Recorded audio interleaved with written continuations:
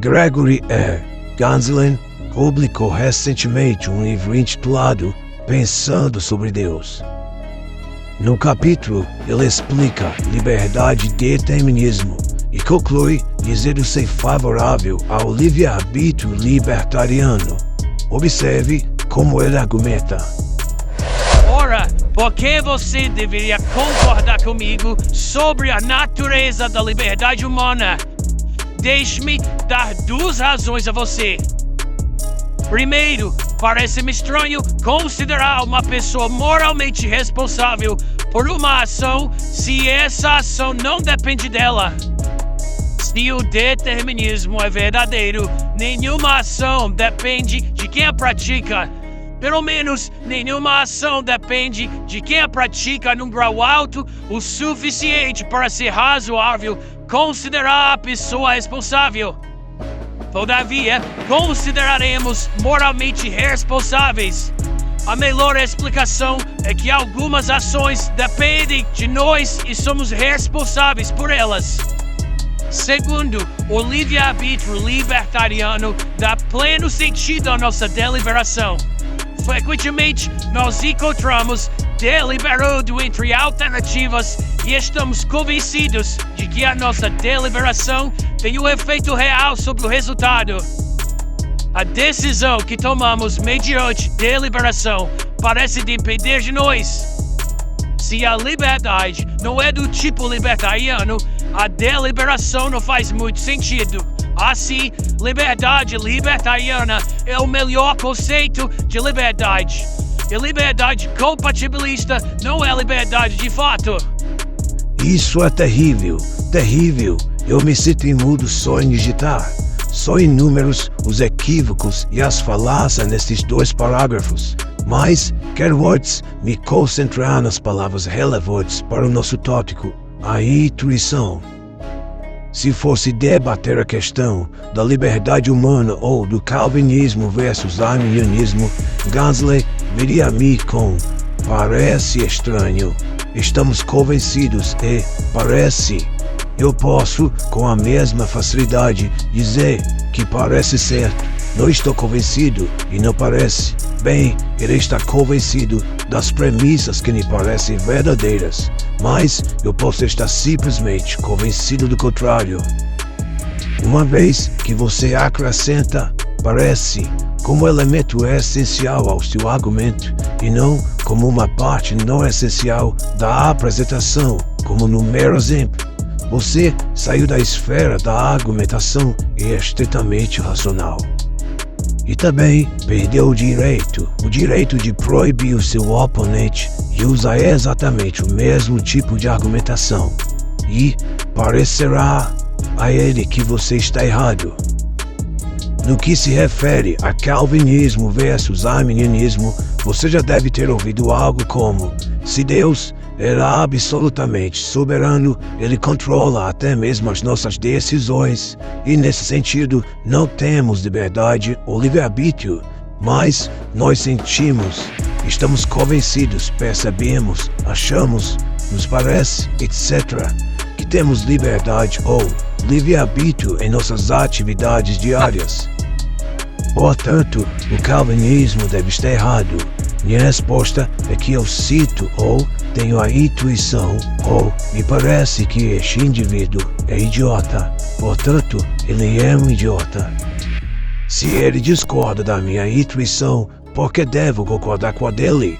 Se ele mesmo diz que eu realmente não cito ou tenho a intuição de que ele é idiota, posso com a mesma facilidade dizer que ele realmente não sente ou tem intuição de liberdade. Isto é, se ele pode afirmar que realmente sabe o que se passa em minha mente, posso com a mesma facilidade afirmar que realmente sei o que se passa na sua. Ganslen alega saber o que todos nós intuímos. Entre outras coisas, ele declara: primeiro, intuitivamente, afirmo o padrão de ética tal que parece estranho considerar uma pessoa moralmente responsável por uma ação se essa ação não depende dela. Segundo, estou convencido de que a nossa deliberação tem um efeito real sobre o resultado. E terceiro, a decisão a que chego mediante deliberação parece, a mim, depender de mim. Mas a menos que desenvolva suas afirmações sobre um fundamento objetivo e infalível, se ele pode afirmar que sabe o que intuitivamente afirma em minha própria mente, porque eu não posso, eu também, afirmar que sei o que ele intuitivamente afirma na sua. De fato, eu nego ter chegado a qualquer desses 3 itens acima pela intuição. Assim, afirmo que estamos convencidos de que ele está errado e que ele parece totalmente confuso e arbitrário. A menos que pare de ficar argumentando por intuição, ele não pode rejeitar as minhas alegações de forma consistente.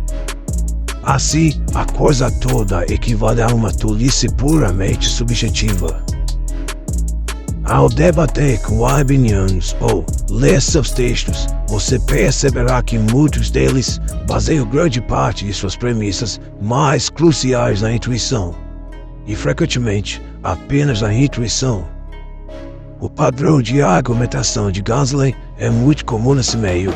Eles simplesmente assumem que as suas premissas necessárias são verdadeiras porque elas lhes parecem verdadeiras. Eles dizem estar convencidos de que essas premissas são verdadeiras. Frequentemente dizem que todos nós estamos convencidos e seguem então sob esta base. Uma dessas premissas é que parece que todos nós temos livre-arbítrio. Outra, que parece injusto considerar moralmente responsável uma pessoa que não tinha livre-arbítrio. Pelo menos, nesses exemplos, o padrão último da verdade e moralidade não é a revelação de Deus, mas a própria intuição dos arminianos. Seus parecem inquestionáveis a eles. No entanto, todos os pareceriam estar errados.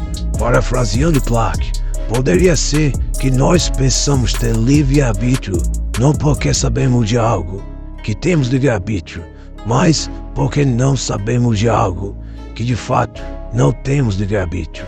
Poderia ser que algumas pessoas intuitivamente admitem certas coisas como verdadeiras porque elas são ignorantes. Lutero, por isso de forma mais dura, dizendo que nós pensamos ter livre-arbítrio porque fomos enganados por Satanás. Em todo caso, o debate não pode ser resolvido somente pela intuição. Muitos ateus também argumentam assim. Por exemplo, como rejeitam a revelação, eles não podem apelar a ela como um fundamento para a ética. Então, ao se voltarem para a sensação, os ateus menos estúpidos percebem que não podem derivar nada da sensação. Alguns deles se voltam então para a intuição, afirmando que podem conhecer certos princípios éticos por meio dela, mas afora os problemas já mencionados, que a intuição é subjetiva, não universal, falível, etc., porque nós deveríamos obedecer à intuição.